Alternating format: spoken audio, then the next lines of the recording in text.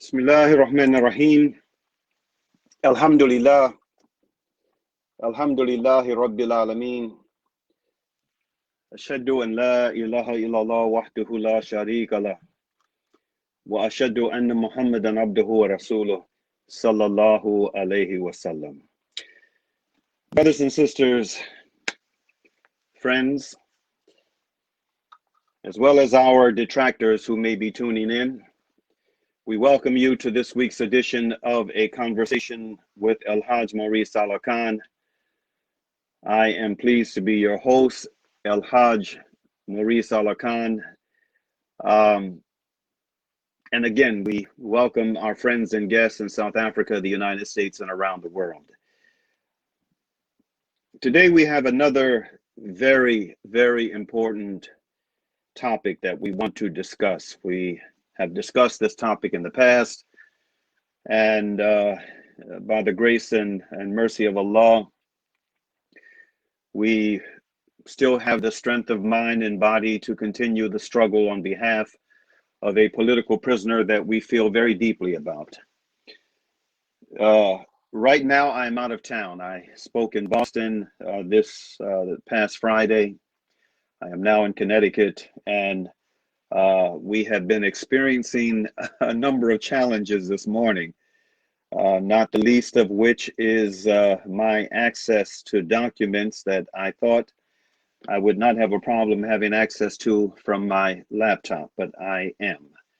And so the startup questions that I had for my special guest today, I'm going to have to try to draw from memory as best I can, but given the fact that I have been so close to this case for so long, that should not be a problem. As our guest today, we have a brother who, along with his family, his wife, and his community, was my host for this Friday's visit to Boston. Imam Abdullah Faaruuq.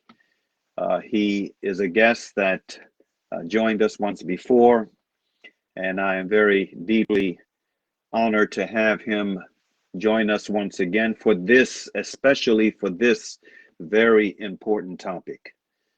Why? Because this is someone who knew Aafia Siddiqui. Most of her years in the United States was spent in Boston, Massachusetts.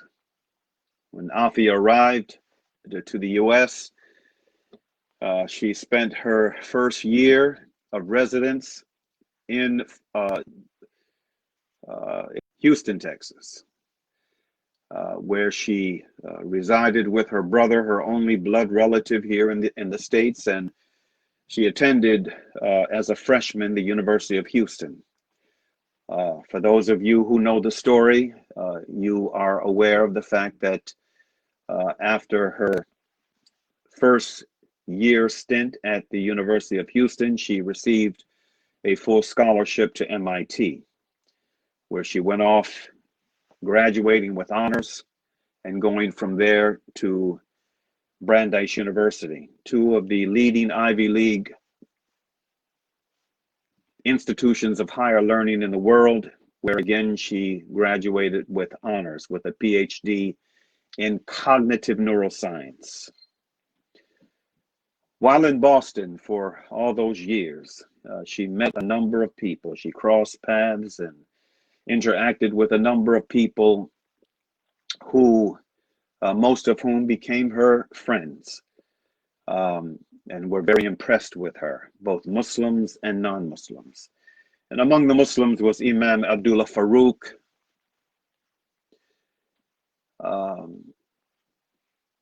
and his family, mashallah ta'ala. I am pleased to have him with us as a guest today. He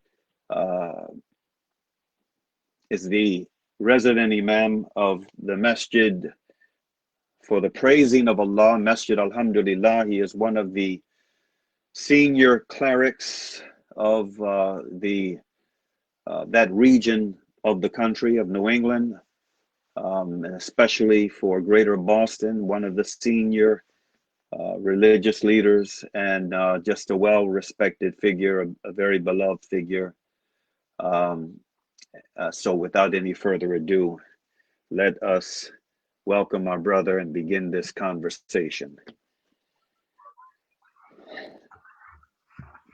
Assalamu alaikum wa rahmatullahi wa barakatuh. Assalamu alaikum wa rahmatullah. Wa alaikum assalam wa rahmatullahi wa barakatuh. I'm sitting where you were sitting yesterday. You're sitting where I was sitting yesterday. Did you hear me? I said I'm sitting where you were sitting yesterday. Yes. Yesterday when you were doing your program. And Alhamdulillah. I want to greet everyone with the greeting words of peace. I'm really wishing this for all of humankind, that we would be able to find not only the path, but also the will to follow that path to peace that we so desperately need in this world today. Amen. And I ask Allah to have mercy on us and to guide us to the good of this life and the life to come. Amen. Can you hear me well? Yes. At times you kind of break up. I wish you had maybe some earphones or something that you could use, but inshallah ta'ala, we'll try to make the best of it as we can. I can get some earphones. Hold on for a second. Okay, inshallah ta'ala. Briefly. That'll be good. All right. So brothers and sisters, as we are, mashallah ta'ala, as we are waiting for the Imam to get his phones, and hopefully that will improve the quality of the sound, let me say this. While I was in Boston this past weekend, Friday and Saturday, there was supposed to have been a bazaar on Saturday, but unfortunately the weather conditions were such that the bazaar was canceled, and so we were not able to have our human rights table with our books on it, and in particular the book of Imam Jamil Al-Amin that we recently released. But nevertheless, the time spent in the home of our brother and sister was well spent. I did a couple of presentations from there, one on the issue of the Quran and Sunnah's position, or the Quran and Sunnah's teachings on the issue of jihad and terrorism. You know, this issue from an Islamic perspective. We did that, and we also had a political presentation that we did, and I also participated in a panel discussion out of Florida on the upcoming elections. And so, alhamdulillah, it was time well spent in Boston, right in that space where the Imam is going to be addressing us from today. But being in Boston, I was met with questions, as I am every time I visit the area, concerning Aafia. What's going on with Aafia? Can you give us an update on Aafia Siddiqui? And so this is what we did. You know, we discussed Aafia Siddiqui with those who raised the question about her condition, and inshallah ta'ala, we're going to continue that discussion now with the Imam who knew her, the Imam who knew Aafia Siddiqui, along with his wife, Sister Sophia. And I had a good conversation with Sister Sophia in the living room yesterday. I was able to record it, and what Sister Sophia had to say to me, and what Imam Abdullah Faaruuq is going to share with us all this afternoon, is going to factor into the update that we are planning to do on the book. We are behind on doing this update. I didn't want to just release another edition as it was of Dr. Aafia Siddiqui, Other Voices. We wanted to update the information with you know, what has transpired since this book first came out. And so inshallah ta'ala, we're going to be doing that over the course of the next month. We're going to be updating the manuscript, and what you hear today and what Sister Sophia shared with me yesterday in our conversation is going to factor into this update, inshallah ta'ala. So again, without any further ado, without Imam, the benefit of those startup questions that I had put together, we're gonna go from where we are. And I want to begin with the first the first question to you, Imam. What do you recall about that your first time becoming introduced to Aafia Siddiqui? Do you remember when it was and where it was? And what your impression was? Assalamu alaikum. Assalamu alaikum. Can you hear me now? Walaikum salam wa rahmatullah. Yes, I can hear you. Can you hear me now? Yes. Can you hear me? Okay, well, I can hear you well. Okay. I first came in contact with Aafia in the public forum. It was at MIT when she was speaking to a gathering. So I hadn't been personally introduced to her, but she became more of a very popular figure because her effort was to challenge the Muslims, especially the men, to look into themselves and look to the situation that we're living under here throughout, not just in the United States, but throughout the world. And why are we in the condition? Why is the world and the affairs of the Muslims in the condition that is today? And challenging them to stand up and to be involved in not any riotous or usurpation of government, but also to speak the truth to falsehood, to speak the truth to power, and to become more involved in the affair of Muslims. It's not enough that we pray and we fast and we're taking those 5 pillars that we have in Islam of praying, acknowledging Allah as our Lord, Muhammad as his messenger, of bowing down 5 times a day and giving charity and fasting and going to Mecca. Those are the foundation of the Islamic life. But the real life comes when we're able to reach out into the affairs of humanity and to show what Muslims are about in our concern, not only for ourselves, but for others, and the establishment of justice in the affairs of humanity. So I saw her in the public forum at MIT speaking, challenging Muslim manhood and Muslim people to be better involved in the religion that they have, not only for rituals, but for the rights of their fellow human being. Later on, I was introduced to her, and she came to the masjid and began teaching at the masjid the women's classes, and that's how she became involved in the affairs of the Muslims in the inner city by giving. Because she was, I think, Hafiz of Quran, as well as being, one who had studied the religion and knew it well. And many of the women wanted to sit with her and become involved with the teaching and the learning that she was able to share.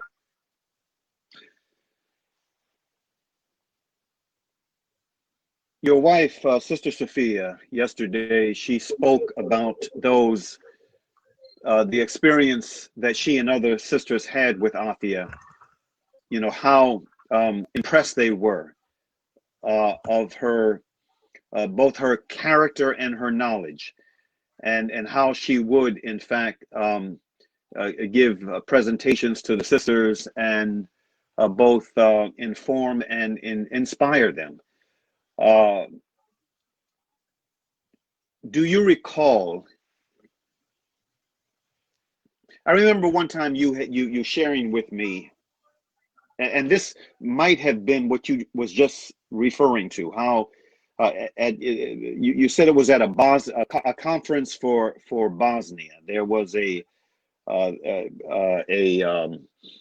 this was during the time when the genocide was taking place in Bosnia, and there was a tremendous amount of suffering taking place on the ground. There was a humanitarian crisis that was widespread as a result of the imposition of that conflict. And I remember you telling me about the story of how Aafia made an appeal that was so effective that, I don't recall if you said it was you or others who were removing the boots they had on to donate them to the cause that she was raising her voice for. Do you recall that conversation with me, and do you recall that memory? She was. I recall the the meeting that we had was a part of the Islamic Council of New England, the first one that I was discussing when I first was introduced to her as a person Okay. who was All right. in the community. She was a part of the college community. But there were a number of meetings that we had with her, and quite often they were done at MIT. And this the other one that Okay. you're talking about is that she was appealing for us to who had clothing, warm clothing for the winter, Yeah. to give give what we had. And so she was arranging for there to be a container, and the container was going to have winter clothing that was going to be sent to the people who were Okay. overseas. Okay. I remember, we didn't have them with us. Some people had bought their things with them. So I went home and I had 2 pairs of boots, and I was deciding to give one, and I'm thinking to myself, I'm going to give 1 pair of boots, but I can always go to the local store and buy another pair of boots. So I gave both of them, but at first I had, I'm saving 1 pair of boots for myself, and I'll send one over. But it came to my mind, it was far better for me to give up what I had completely. And she was the type of person who would encourage you to start to look past yourself to the concerns and needs of other people. And this is what our religion is about. What the Prophet ﷺ says, not one of you believes. Not one of you believes until you want for your brother what you want for yourself. Yes. And it even goes deeper than that. If you really have a true love, you should want to give you the best of what you have and the most of what you have to those who are less fortunate. Yes. And so I gave both pair of boots. Okay. Alhamdulillah. Tell us about her dawah and the role that Masjid Alhamdulillah played in that matter of the dawah that she was giving outside of the Muslim community. She was not only concerned with the Muslims overseas or other places. She was concerned about not just Muslims, but people knowing about what the religion is. And so one of the best ways that since she can't get up in front of men and preach and give the khutbah, she was interested in sharing the message of Islam with humankind. And so she developed what is called that we still have going, called the Dawah Resource Center. And we still have books. Some of she had this is going back more than 20 years. There were bales of books that she had imported from India, where they're far less expensive to produce. And so she had made an arrangement with a group in India that printed the books, and I went to the airport with her and picked up these books, and we still have some of these books, and they're in what they're hop sack packaging. And so we still have some of the Qurans. I wonder if I have one here with our name on it at 722 Sharman Avenue, Dawah Resource Center. And so the message of Islam is something that she was deeply concerned in sharing with people, not Muslims and non-Muslims as well, so we can make a choice. And she knew that the African American community was a community that was not afraid to share the message of Islam. Now, and so so like I said, we still have books from this is 20-something years. She bought about maybe 40 bales of packaged books from the Bible, the Quran, and science, Qurans, Hadith of the Prophet Muhammad, Quranic advices. These are some of the titles of the books that we still have and that we're still sharing with people. And so, and we have to realize that once a person hears about Islam, it's not just a spiritual comment on the existence of God. It's not something that just says, oh, God exists. It gives us, and not only for us to believe in him, but there's works to be done. Those who believe, alladhina amanu wa amilu salihat, those who believe and do good works. So it's not enough for us to believe in God and see white, black, or anybody else in trouble, and for us to not share. For instance, I mean, people don't know about no interest in loans. They don't know about how to clean their private parts in the most effective way. Now we're finding that they're saying, oh, they have extinguisher machines now, and the French bidet. and keeping your private parts clean without toilet paper, but knowing how to wash your hands after you went to the bathroom, to brush your teeth, all these things that are particular to good human life, whether you're Muslim or not. She was encouraging to all that. Mm-hmm. Yeah. Her family. Her family. How well did you know her ex-husband, and what was your impression of him and that marital situation, given what we now know about the accusations of abuse and the way that that her marriage ended after she returned? From what I understand, first of all, the strife that she experienced while she was still in Massachusetts, and then ultimately the way that the marriage fell apart shortly after they returned to Pakistan. Do you have any insight into any of that yourself?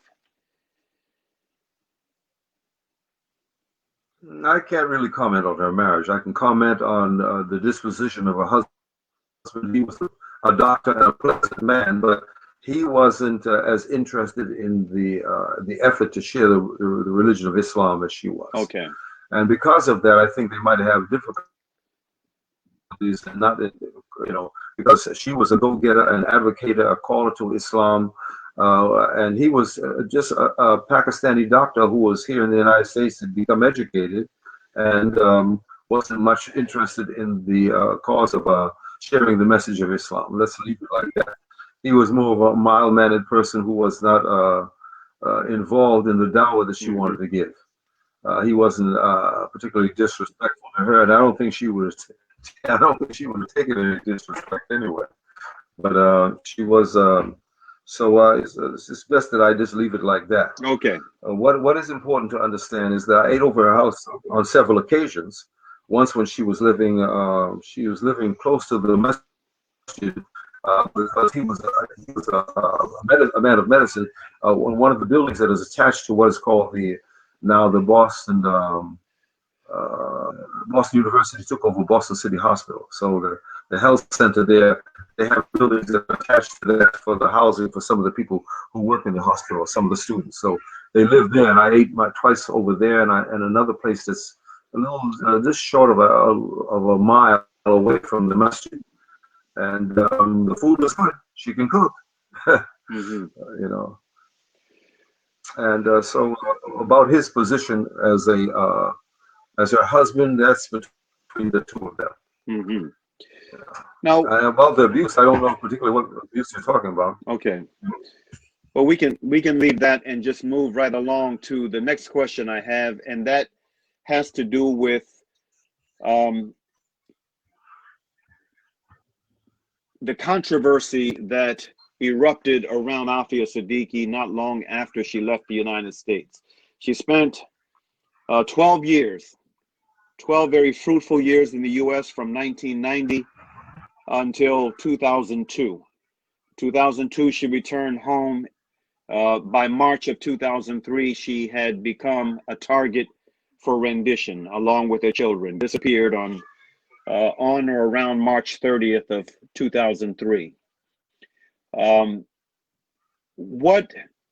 Before I get to the question of what your thoughts were on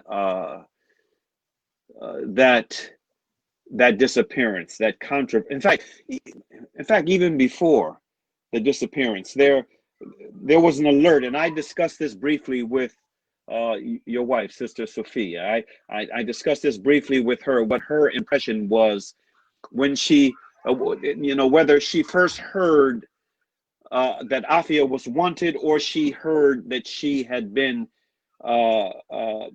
picked up and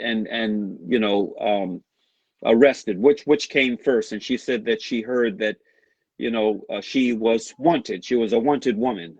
And what her reaction was. What was your reaction when you first heard that Aafia Siddiqui was a wanted woman, that she was wanted by the FBI? You recall what your thoughts were when you heard that report?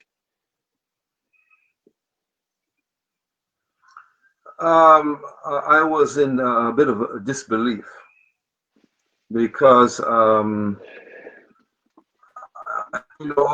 she had a great fervor for Islam, she didn't have any kind of indication that she would want to do any violence or want to sub.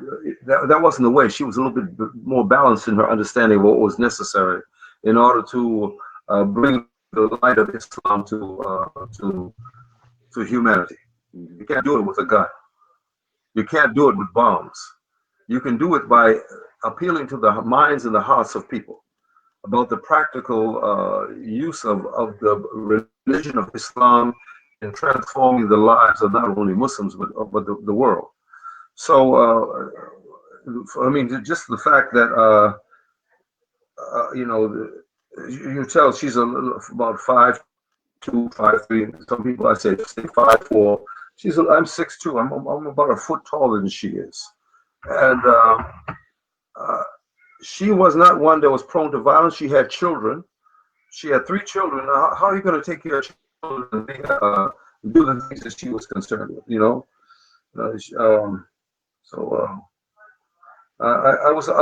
was incredulous to me. I was unbelievable. Mm-hmm. I have a message from a sister from your area, from Boston, Sister Karina. And she sent me this message. It might have been a couple of years ago, in response to a video that I had sent out regarding Aafia. I don't know if it was a video I had done or it was something that I acquired and shared, but she saw it, and then she responded with this message. I'm going to share with you what she said word for word, and especially given what you know about many of the controversies that have erupted in the Boston area around, a number of things. I'd like to know what your thoughts are on what Sister Karina had to say. She said, quote, "Salam, I thank you for the video about Sister Aafia's case. I would like to recommend that you sue media establishments that have created false news about her. This will enable you to acquire documents during discovery. Aafia got the attention of very hardcore Zionist groups, which she was when she was attending Brandeis and advocating for Islamic awareness. There is no doubt in my mind that she was targeted by Zionist groups who had also targeted the Boston Roxbury Mosque. In this case, the Muslims sued the news media for slander and found out that a very specific group of Jewish lawyers, media people, and money guys met to discuss how to take specific Muslim people in leadership positions down. They created a coordinated attack by creating a legal situation and simultaneously printing news media stories about that person being a terrorist. As soon as word got out that there was proof of a conspiracy against rights, which is a federal crime, the Zionists dropped their case. I advise you to look into who to sue and figure out if camera or which Zionist groups were involved in a conspiracy to get rid of Sister Aafia around the time she was quoted in the newspaper saying that if everyone knew about the beauty of Islam, they would all want to be Muslim. At that time, Jewish groups started hurling the Islamo-fascist slur at her." End quote. What are your thoughts on what our sister had to say? Well, I'll start with what Aafia Siddiqui would say. If people really understood about Islam and knew what was at stake, both in the material world that we're living and the eternal world that is yet to come, they would all want to be Muslim. But even if they were to take certain aspects of Islam and try to live them, they would be able to live better. The world would not be in the hands of a small percentage of humankind, like they say in the United States, about 3 or 4% of the population of America owns and controls 90% of the wealth, something to that effect. The woman, I don't know if I won't blame the Jews. I might say Zionists were involved. I don't know that they were involved or not involved, but certainly they have proven the Zionists in situations regarding NEBA, regarding the ISBCC and other things that they see that able to raise the awareness of the people about the benefits of Islam. They try to smear it because why would they want to not be God anymore? As long as they can play God in the lives of people, then and they can only do that by demonizing Islam, because nobody else is holding up the banner of justice like the Muslims, or like Islam represents for the Muslims and for humankind as a whole. So the woman is perfectly right. I can't really point fingers because it becomes a conspiracy or suspicion. I'm not going to do that. But if you look at the history of what Zionists have done and continue to do, for instance, in Israel, being able to call the Congress or whoever it was without the permission of Obama here in the United States and hold a they swing a lot of power. Mm-hmm. And they're receiving billions of dollars each year, weapons support or this general finance. And we don't spend those billions of dollars in the inner city for the black people on the reservation, for the natives to this country. We send it to the 51st state, which is Israel, or the 52nd state, Saudi Arabia. Hypocrisy is alive and well and thriving, and the people who are they're straight up liars. I won't call them hypocrites. They use the hypocrites who would like to dance in and out of the spotlight of truth and then go back into the darkness. When they speak, they lie. When they promise, they break it. And when when they're given a trust, they end up proving untrustworthy. Mm-hmm. But she's correct.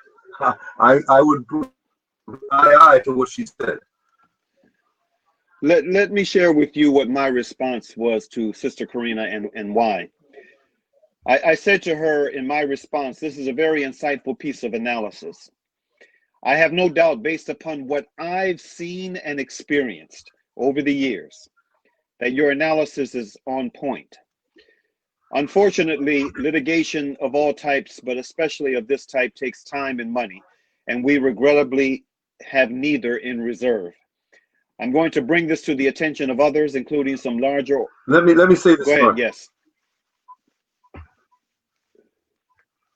You said that what is correct. Everything that people suggest as a road to take takes time and money and the people to do the work. Quite often they say, Brother Imam, you know what you should do? Yeah. I said, well, you can tell me. And I said, good. If the front of the masjid needs to be clean, or they say the front of the masjid needs to be clean, I say, here's a broom.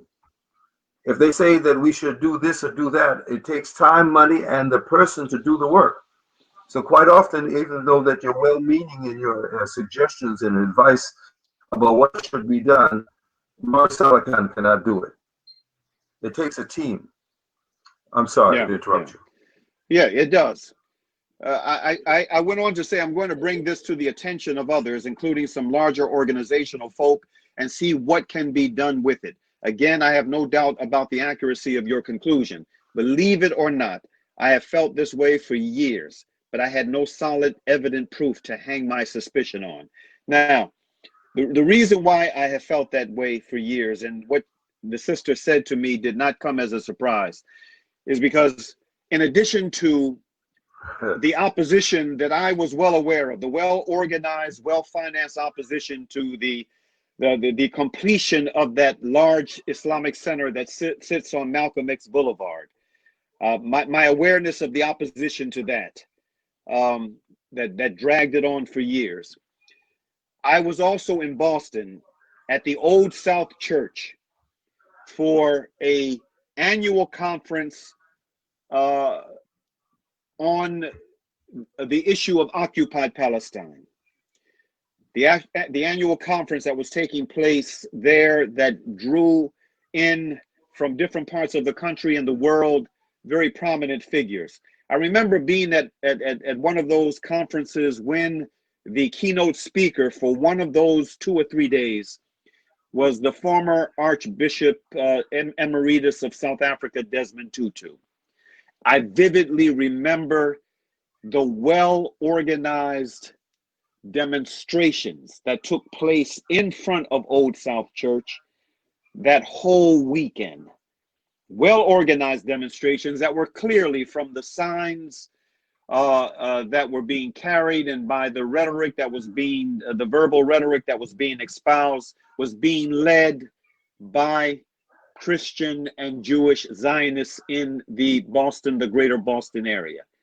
And I remember the names of some of the, I recall then the names of some of the organizations that were at the helm.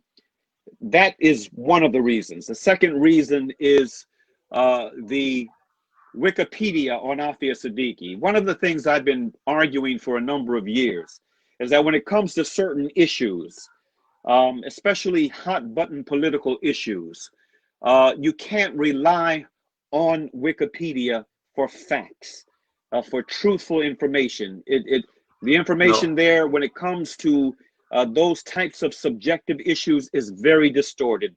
On Aafia Siddiqui, I have not seen more pages of distorted information on any figure than on Aafia Siddiqui. Those are the most I have seen, and from time to time I visit, and I know for a fact that there have been others who have changed information to try to correct misinformation, and then immediately it gets changed back. So her pages have been closely monitored, and only a well-financed, well-organized entity is able to do that. And then the third reason is, again, my own experiences on college and university campuses. I have witnessed up close and personal how much, again, well-organized opposition there has been to human rights discussions around Aafia Siddiqui on college and universities campuses when I have been involved to speak, the very few occasions I've been involved to speak on these issues. And speaking of the few occasions, it's also a reflection, again, the intimidation factor of how the Muslim Students Association, even though Aafia Siddiqui was one of the bright lights, she is one of the most respected behind the scenes luminaries of the MSA in the United States of America, and yet there is a silence when it comes to Aafia Siddiqui and the ability of these organizations to have forums for Aafia on their colleges and universities. There's a silence, and there has been a silence for years when it comes to this, just like it is among our major Muslim organizations. And I'm hoping that, given where we are today in this pandemic, this focus on human rights issues now in the United States in the wake of Black Lives Matter and what have you, that bi'idhnillah, this will change. I'm hoping that it will change. But my experiences underscore the legitimacy of what our sister had to say about this well-orchestrated campaign of vilification against Aafia Siddiqui that's been going on for years. I welcome. And may I add? Yes. It's not just Aafia Siddiqui. It's not just Aafia Siddiqui. It is what they do to misguide the thinking of people. Yes. To put a negative pale over the bright light of Islam, and over the bright stars of Islam, and over the bright institutions of Islam. Anything that's going to bring light and bring the truth to the forefront of the mindset of humans is always going to be an issue. This recent murder of George Floyd has stimulated the interest of people and focused more on the continuing injustices that have been done to Black Americans. I call them Black Americans because they're here, but in particular the sons and daughters of slaves, that were brought to the United States to be enslaved. More and more people are becoming involved. One of my deepest concerns is that we don't permit the fire of concern that is blazing amongst American people to die out. because the disbeliever, the oppressor, he's kept his fires burning in this country here for 4 centuries and for 240 something years as a nation. And although they have the great epithets that says one nation under God, liberty and justice for all, we hold these truths to be self-evident. All these great things that we find in some of the tracts of American understanding of what America is supposed to be, proves that America is the land of the hypocrite, the land of the, and not the land of the free and the home of the brave, but rather the land of the coward and the home of the slave. So the knee that this officer had on the neck of George Floyd to kill him is the same knee that they've had on the neck of whole nations for the last 500 years. The minute they were permitted to steal the knowledge from Spain and share it throughout Europe, for the last 400 or 500 years, the world has had a lot of problems. And they continue to try to misinform people about what the truth is so that people don't know how to decide. And they can't decide about Aafia Siddiqui, a 5 foot, 110, 5'4", whatever, 110-pound woman with a 15, yeah, she's killing somebody, or attempted murder. You don't get 86 years for attempted murder. You don't get 86 years for trying to fight your way out of a situation. And I'm not to say that that's what she did, but that's what they're accusing her of. And whatever they've accused her of is a lie. That's right. And I've often said that if Aafia had done, my own perspective, if Aafia Siddiqui had done what they accused her of, attempted to grab a soldier's rifle and shoot her way out of captivity after 5 years of secret imprisonment and torture based upon nothing but lies and deceits, if she had done that, I would defend her. I would be in the front of the defense of her right to have done that under those circumstances. But the fact of the matter is she did not. It was just one of those manufactured lies in order to cover up. You saying what, Imam? Yeah, she never shot any gun. Yeah, right, she did. She never shot anyone. Right. She was a captive by other people. What is she doing captive by American soldiers from another country? What are they doing over there? Right. Yeah. For what? Well, I mean, you know, this. Listen, the European feels that they have the right to invade any place they want and do whatever they want to whoever they want, whether it's domestic or it's foreign. The British didn't leave China until 2000. They were in India. They're in the Sudan. The French are in North Africa. The French are in Senegal. We're speaking you and I, black men, are speaking the King's English as well as they do. Why are we speaking English? It's because they're relentless in their desire to want to control the lives of people and to lie about what they do. Imam Faaruuq, we are in the final minutes of our broadcast. Time has gone so quickly. I have this final question for you, and then I just want to invite you to share some final thoughts on any issue that you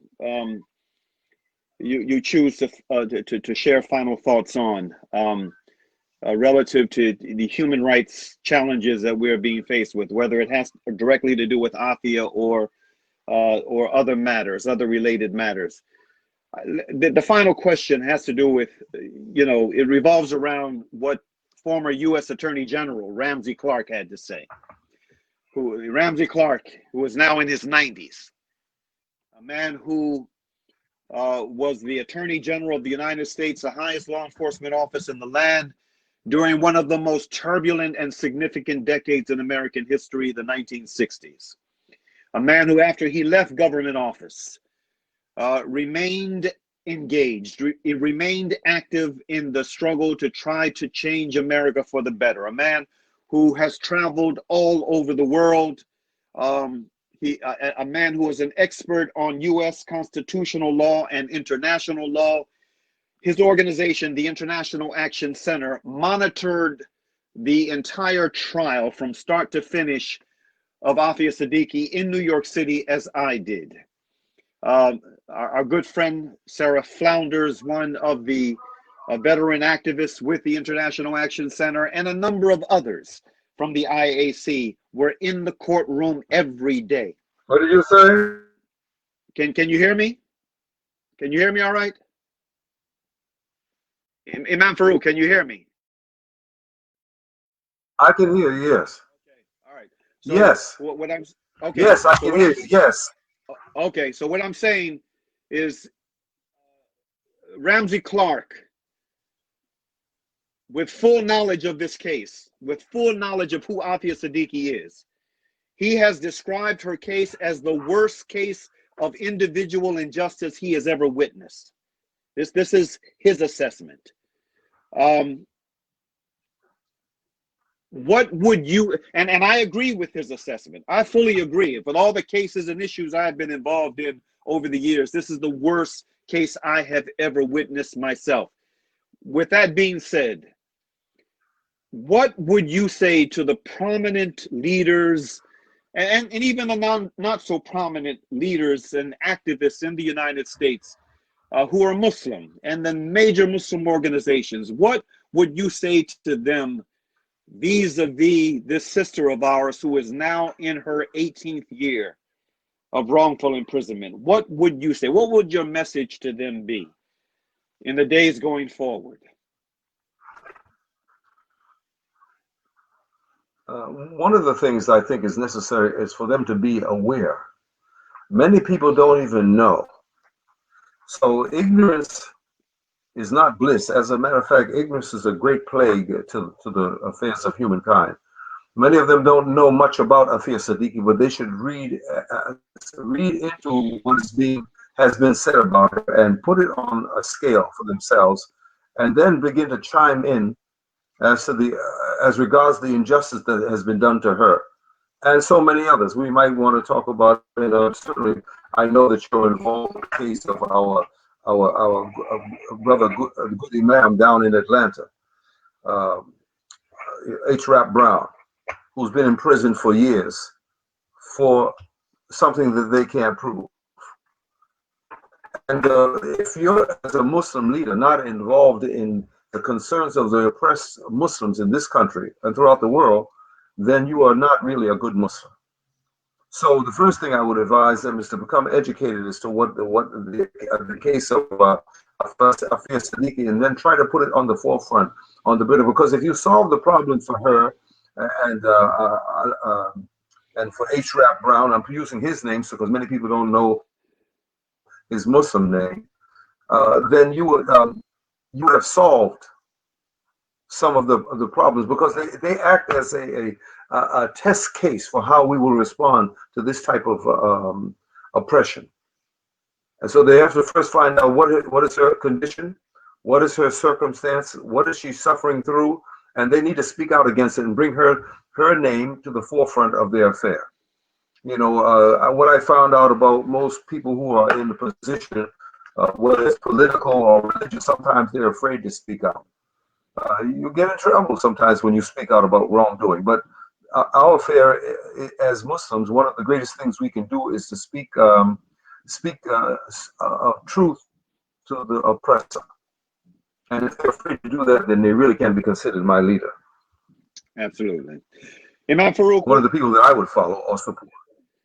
Imam Faaruuq, we are at the end of the program. What I want to do is invite you to share some closing thoughts on whatever you would like to say, whether it has to do directly with this issue or a related matter. We are right now in the grips of a national and a global pandemic. Our nation is in the grip of uprisings that are challenging the status quo. And you know, we are also right at the cups of an election that will be one of the most significant and consequential elections of our lifetime. On any of these issues, or on all three of them, you know, in 3 minutes, what would you like to say to the audience? What, you know, closing thoughts would you like to leave to those who will tune into this, who are tuned in now live, or those who will see it later, inshallah ta'ala, via the video that will be available later? Your thoughts. First of all, I seek refuge in Almighty Allah, and I begin in the name of Allah, most gracious, most merciful.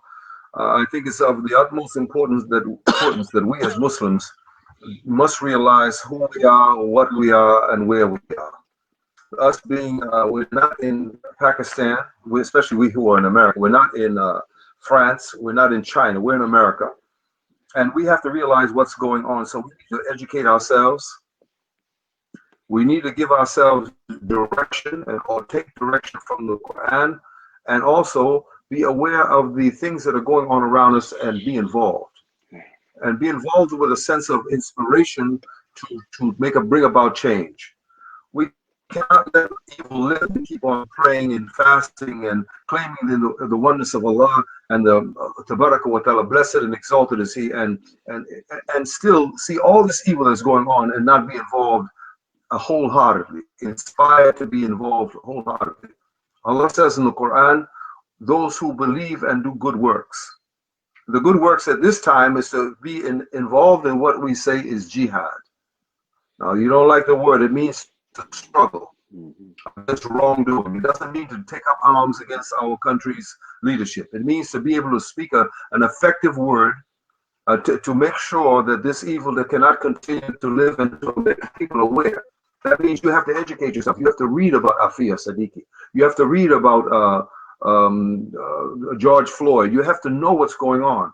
And I know that sometimes it takes a lot of space on the hard drive of our minds and hearts so that we feel overwhelmed. The other thing is we have to look for solutions, because we can't be aware of problems and not find out what the solutions are. So a lot of people say, well, I'm not going to vote because, you know, we're voting for Kufa. No, we're voting for position. We're voting against one thing to bring about a change. And so when people say they shouldn't vote, I say you should vote, at least to say that we don't want this one. We're not going to make a mention of who it is. And not that we particularly want the other one, but the other one that we're going to be voting for, and we must vote for him, even that he has many issues of concern to me, puts him in a position of having to respond with a goodness to address the issues that we are currently facing. I believe that we might even be soon to be facing anarchy in this country, because if the other guy loses, the people who will follow him are going to be very, very unhappy with his loss, and they're going to, and it doesn't end with voting. The struggle has to be a continuing concern at all levels. If you want to bring this country under, this country in particular, this country under the leadership of people who are righteous, then you should be voting for those who are righteous and good. You should understand the problems that exist and how, whether we have socioeconomic problems, we have human rights problems, we have global environmental problems, and we have to be aware of all the things that are around us and realize where we should be placing our money and our votes. And if you're not, and our effort, the struggle goes on and will continue to go on. It's not going to end, even if we would have a Muslim president and this was a Muslim country, or if it was really a truly good Christian country. The effort doesn't stop in trying to bring about change and speaking up about what is wrong and trying to ensure that the good continues to live. Alhamdulillah. Imam Abdullah Faaruuq. Keep on struggling. Yes, indeed, indeed. In fact, in South Africa, that saying "aluta continua," the struggle continues. It is an ever continuing struggle. Aluta continua. Yeah, mashallah. South Africa is another great issue. We're talking about America, but South Africa is another example of the oppressive hand of people who try to oppress black people, people of color, and to keep themselves in position. They need to go. You know what I have to say for the white people in South Africa? Go home, Yankee. Well, Leave. And leave it in the hands of people the black people who know how to control their own land. well, You have no right there. but that's another conversation, Imam Faaruuq, especially given the changes on the surface that were supposed to have taken place in South Africa with the fall of apartheid and the unfortunate shortcomings of our brothers who do look like us now. But mashallah, that's another discussion for another time. I want to thank you for joining us, and may Allah subhanahu wa ta'ala bless you with the work that you have been doing and continue to do there in Boston with those who follow your leadership. May Allah Ta'ala continue to bless those of us among the Muslims and among the non-Muslims who are striving to make a positive difference in this country and wherever they are. And we ask Allah Ta'ala to bless us to die not except in a state of Islam, those of us who have made the declaration of La ilaha illallah Muhammadur Rasulullah. On that note, I want to cling fast to the rope of Allah. Allah be that yes. divided. Ameen, ameen, I ameen. want Yes. to thank the people who are hosting this program. May Allah bless them for the work that they do to provide a forum of a program such as this. Ameen. And I advise everyone, cling fast to the rope of Allah altogether, be not divided, and believe in Allah. Be Muslim and don't die unless you're in submission to His will. Ameen. And with that, we close with Al-Asr. Bismillahir Rahmanir Rahim. Wal-Asr. Inna al-insana lafi kusr. Illa alladhina amanu wa amalu salihati. Wa tawasaw bil haqq. Wa tawasaw bis sabr. May Allah Ta'ala bless everyone with a beautiful day, and those of you who are in South Africa, with you're into the night now. May Allah Ta'ala bless those of you who will be going to bed soon with a peaceful night's rest and a happy morning's rise. On that note, Assalamu alaikum wa rahmatullahi wa barakatuh.